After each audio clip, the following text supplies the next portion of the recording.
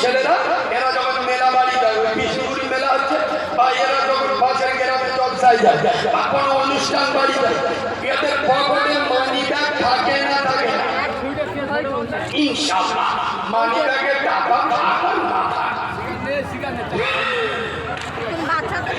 মানিগুলো বুঝতে পেরে যায় কি বলতে, ছোট ছোট কাগজে 10-15টা নিজের নাম্বার লিখে রেখে কখন প্রয়োজন হয় জলসা বাড়িকে যারা মতো মেয়ে সুযোগ পেলে বসুন।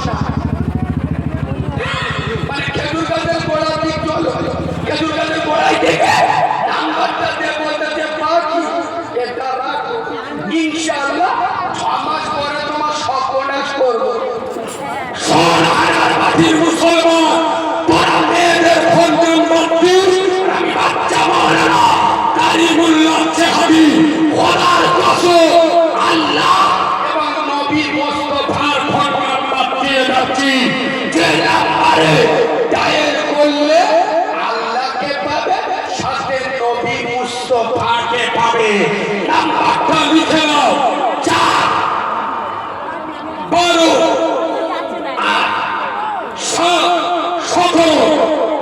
নামাজ পড়ে দূরে কাজ ধরো, দূরে কাজ খোদা বাংলায়, দূরে কাজ আল্লাহ, দূরে কাজ রাসূলুল্লাহ, দূরে কাজ রবে, দূরে কাজ আমার আমেন আল্লাহ।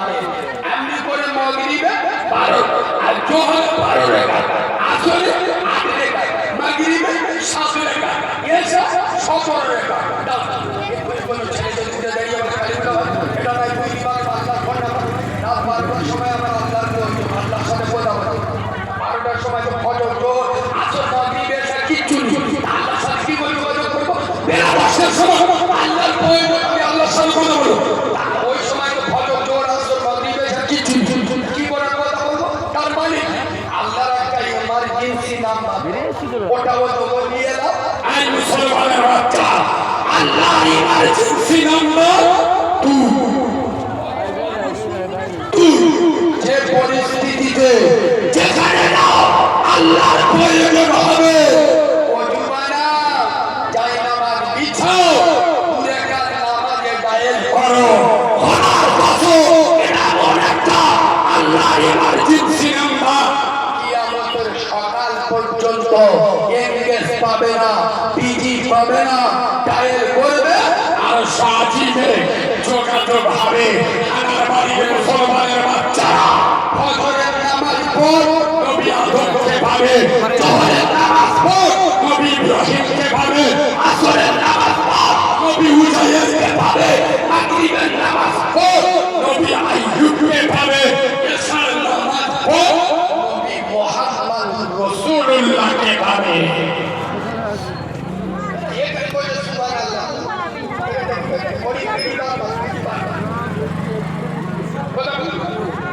ঠিক বলছি না? এখানে সুবহানাল্লাহ, এরা মৌলবীদের কথা বালকে রাজ্য করে। এখন মৌলবীরা ইমামেরা কেটে কেটে গাছে ধোয়া তুলে নেবে, বাপের উপরে মস্তানি দিবে, বাপের জন্য চিন্তা কাবা, বাপ তো দুনিয়ার সব থেকে বড় পীর। এরা মৌলবীদের কথা বালকে রাজ্য করে, আর নরেন্দ্র মোদী এসে ওই বাপের কাছে পেয়েছে কথা বুঝতে পারি। এসআইআর নামজুদ্দিগারি বাপের 2002 সালে 30 লাগবে না রাখি কথা বলে না। মৌলবীরা একদিন বলেছে তোরা বাপের মেয়ে নিছি, আরে এখন শুধু পুরো বাপের থেকে বেড়াচ্ছে। 2002 সালে তো নাম আছে, আরে বাঁদরের বাচ্চা খোদার কসম সব এসআইআর প্রমাণ করেছে বাপের পরিচয় ছাড়া দেশে থাকা যায় না। আমি কারিমুল্লাহ জিহাদি বলে যাচ্ছি, সেই বাপকে নারাজ করে খোদার জান্নাতে যাওয়া যাবে না। খোদার কসম, এই বাবু যারা ইউটিউবে কম বেশি আমাকে দেখো, তোমরা নিশ্চয় দেখেছো আমি যেদিন হয়েছি আমার মা মরে গেছে, দেখেছো না? আমি যেদিন হয়েছি আমার মা মরে গেছে। এই গোটা বাংলা এই যে আগুন ধরানো পর্দার বাইরে কসম খোদা আমার সাথে আমার মরা মায়ের দোয়া আছে। আপনারা বিশ্বাস করবেন কিনা জানি না, গোটা দুনিয়া শুধু ভারতে নয়, যেখানে যেখানে বাঙালি আছে